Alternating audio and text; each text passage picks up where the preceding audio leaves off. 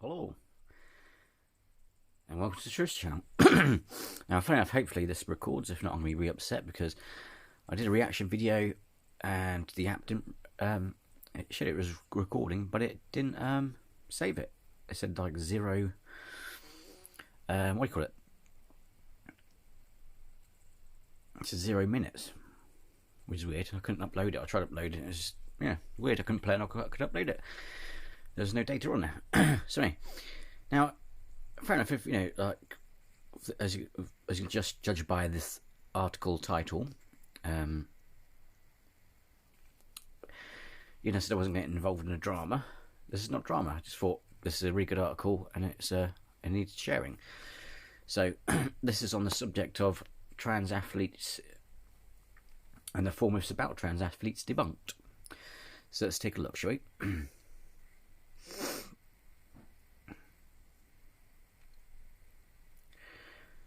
Let's try and make this smaller.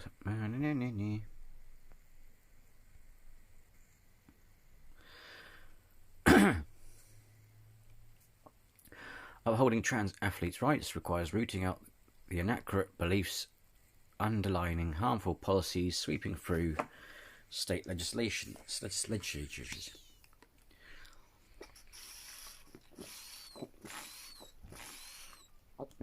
Because believe it or not, like I said, most of this drama and the problems is happening in America. It's America, which is no surprising because it's Bible Belt and all that. But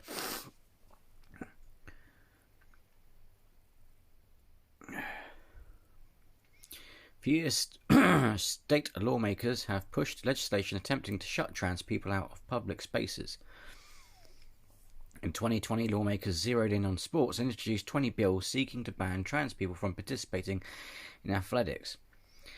Which is quite funny because people who not only buy into the advantage nonsense, a lot of people go, "Oh yeah, now they're allowing people to include trans people in sports, which makes it unfair." They haven't included trans people just yet. There's bills trying to stop them from being in sports. This is what makes me laugh. People go, "Oh, the government's pandering to trans people. Oh, the trans people are destroying society." It's like, well, no. For every one legislation passed out in favour of trans people, it's like 200 or 20 to stupid, ludicrous amounts of bills coming from the opposite side, stopping it. It's nonsense. The government's not pandering to anyone of the LGBT community. These statewide efforts have been supported throughout a coordinated campaign led by anti-LGBTQ groups that have long worked to attack our communities. Before the COVID-19 pandemic shut down,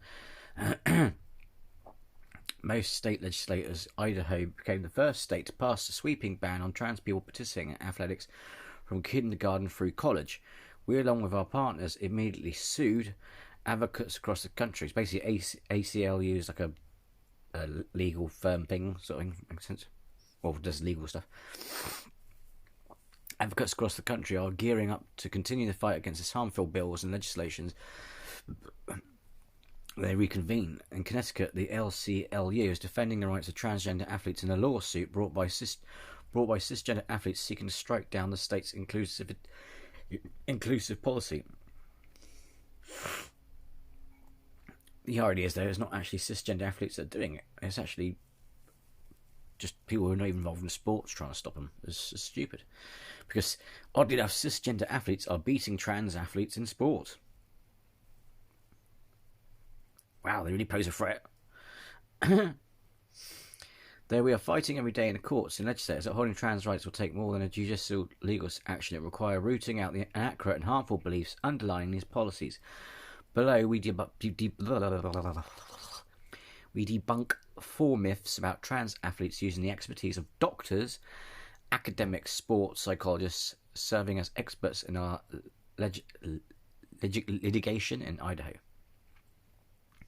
Unfortunately, you will get doctors on YouTube going that will say, "Oh yes, there's an advantage because of bones and all sorts of stuff," and the thing is, they're not getting that from academic documents or actual figures. They're propagating nonsense that's been made in mainstream media. If you actually look at the facts, the figures, the statistics, how advantaging is bullshit. It's to actually cover up unfair treatment towards women in sports in general. It has nothing to do with trans people. Myth: the participation of trans athletes hurts cis women. Many who oppose the inclusion of trans athletes erroneously claim that allowing trans athletes to compete will harm cisgender women. This divide and conquer tactic gets it exactly wrong. Excluding women who are trans hurts all women. It invites the gender policing that could subject any woman to invasive tests or accusations of being too masculine or too good at their sport to be a real woman. In Idaho, the ACLU represents 2 young women, one trans and one cis, both of whom are hurt by the law that was passed targeting trans athletes. Like I said in the other video about the real dangers, is that thing as well. It's like you're creating an environment for vulnerable women, or an excuse for them to be treated more harshly. You're causing more subjugation than saying just let people be people. Further, this myth reinforces stereotypes that women are weak and needed protection. Believe me, there are a lot of women who can kick a lot of guys' asses, I'll tell you. Politicians have used the protection trope time and time again, including 2016 when they tried to ban trans people from public restrooms by creating the debunked bathroom predator myth. Again, this is what I love. I love it because it's so stupid. When you look into it, it's so stupid. The debunked bathroom predator myth. Debunked, ladies and gentlemen. Debunked. It's been debunked. Anyone believes in any of that shit is a moron. Because they've not looked at it. They haven't looked at all the details. They haven't looked objectively. It's just duh. It's so stupid. And the fact they've been using toilets for years with no harm. It's funny, Sam, was it? It's a cultural thing, because what was it? Everyone doesn't mind using unisex toilets until someone brings up trans. Odd that. The real motive is never about protection, it's about excluding trans people from yet another public space. The arena of sports is no different. On the other hand, including trans athletes will promote values of non-discrimination and inclusion among all student athletes. As a long-time coach and sports policy expert, Helen Carroll explains efforts to exclude subsets of girls from sports can undermine team unity and also encourages divisiveness by policing who really is a girl.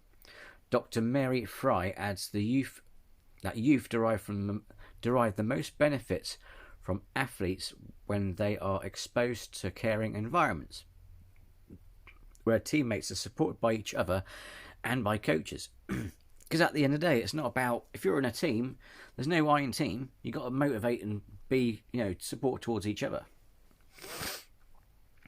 So having a teammate who's like kicked in the corner because they're trans, it's not really team, is it? It doesn't scream team, does it? Banning some girls from athletics because they are transgender undermines this cohesion and compromises the wide range of benefits that youth gets from sport. And the other thing is, if you're a team, it doesn't matter who wins in this thing.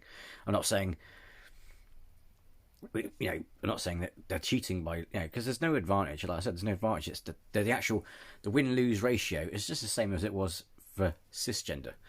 I say that because, to me, if you identify as a woman, you're a fucking woman. If you're a woman's a woman. Right. Trans athletes do not have a fact. Trans athletes do not have an unfair advantage in sports. Myth: trans athletes' physiological characteristics provide an unfair advantage over cis athletes. Women and girls who are trans face discrimination and violence that makes it difficult to even stay in school. According to the US Trans Survey, 22% of trans women who were perceived as trans in schools were harassed so badly that they had to leave school because of it. Another 10% were kicked out of school. The idea that women and girls have an advantage because they are trans ignores the actual conditions of their lives. Is it still recording? I hope it fucking records because I'll be upset otherwise. Trans athletes vary in athletic ability, just like cisgender athletes. One high jumper could be taller and have longer legs than another, but the other could have perfect form and then do better, explains Adriana Yearwood, a student track athlete and ACLU client. One sprinter could have parents who spend so much money on personal training for their child, which in turn would cause that child to run faster, she adds. In Connecticut, where cisgender girl runners have tried to block Adriana from participating in the sport she loves, the very cis girls who have claimed that trans athletes have an unfair advantage have consistently performed as well as or better than transgender competitors. So it's funny because they're like, oh, we don't want that trans girl being in our daughter's team or something like that, and then it turns out their daughter beats that trans girl, which is funny because apparently the trans girl should win all the time because there's an unfair advantage. It's bollocks. Excuse my French, but it's bollocks. A person's genetic makeup and internal and external reproductive anatomy are not useful indicators of athletic performance, according to Dr. Joshua D. Safer. For a trans woman athlete who meets NCAA standards, there is no inherent reason why her physiological characteristics related to athletic performance should be treated differently from the physiological characteristics of non-transgender women. In other words, if they match or are near enough, as it were, on stats for stat, it ain't going to make much difference if they were born a fucking... Don't matter if they're born a fucking... Excuse me, French. Don't matter if they're born a kangaroo. If they've been tested and they've been doing, and their performance has shown clear indications, clear evidence that they're not better than women. They're just as good as an average woman, say for example. What's the issue? Fact, trans girls are girls. Myth, sex is binary, apparent at birth and identifiable through singular biological characteristics. Girls who are trans are told repeatedly that they are not real girls, and boys who are trans are told they are not real boys. Incidentally, if you support trans people, you can't then turn around and say they're not. Bit of a contradiction there. You either do support trans people or you don't. You can't say you do yet. You know what I mean? You can go, I don't agree with it, but I'll support their right to. But then that doesn't make you someone who supports trans. That's just someone who supports someone's rights. You know what I mean? It's like... It's kind of like having your fingers crossed behind your back. It's, oh yeah, I have some trans friends who I love and support, and yet you've got your fingers crossed behind your back. But it's the same sort of sentiment, which is the problem. When you think about it, you know, I only just thought of that recently. It's like, well, it's all fair and good, but it's like if you don't accept who they are, their gender, then you can't say you love and support them because you clearly don't.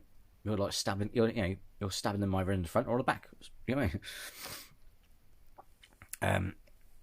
So anyway, sorry. Girls who are trans are repeatedly told they're not real girls, and boys who are trans are told they're not real boys. Non-binary people are told that their gender is not real and that they must be either boys or girls. None of these statements are true. Trans people are exactly who they say we are. There is no one way for women's bodies to be. Women, including women who are transgender, intersex or disabled, have a range of different physical characteristics. A person's sex is made up of multiple biological characteristics, and they may not all align as typically male or female in a given person, says Dr. Safer. Further, many people who are not trans can have hormone levels outside the range considered typical of a cis person of their assigned sex. Before anyone gets upset, assigned is no word for given. They're not guessing your gender or sex. Assigned means given. So if I give you a job to assign you a task to do, I'm giving you a job. If I assign you a prognosis and a prescription, I've given you a diagnosis and I've given you a prescription. It's just another way of saying given. Well, they are giving it to you. If the doctor's the one that goes, "You're a boy," when they hold you up, he is the one giving that judgment. As a doctor, this is a boy. So he's giving it to you, isn't he? He didn't go, "Oh God," or nature, or any. He didn't go up to higher force and says, "What is this?" You know what I mean? He said, the doctor himself said. So he's giving you. So it is given. It's just people get pissy over semantics. When a person does not identify with the sex they were assigned at birth, they must be able to transition socially, and that includes participating in sports consistent with their gender identity. According to Dr. Deanna Adkins, excluding trans athletes can be deeply harmful and disruptive to treatment. I know from experiences with my patients that it can be extremely harmful for a transgender young person to be excluded from the team, consistent with their gender identity. Fact: trans people belong on the same teams as other students. Myth: trans students need separate teams. Trans people have the same right to play sports as anybody else. The past 9 years, explains Carroll, transgender athletes have been able to compete on teams at NCAA. Member collegiates and universities consistent with their gender identity like all other student athletes, with no disruption to women's collegiate sports. Again, this is what I love, ladies and gentlemen. This is what I mean. If you believe this sort of stuff about the advantage, if you just believe it straight off the bat, you're a moron. You're an absolute moron.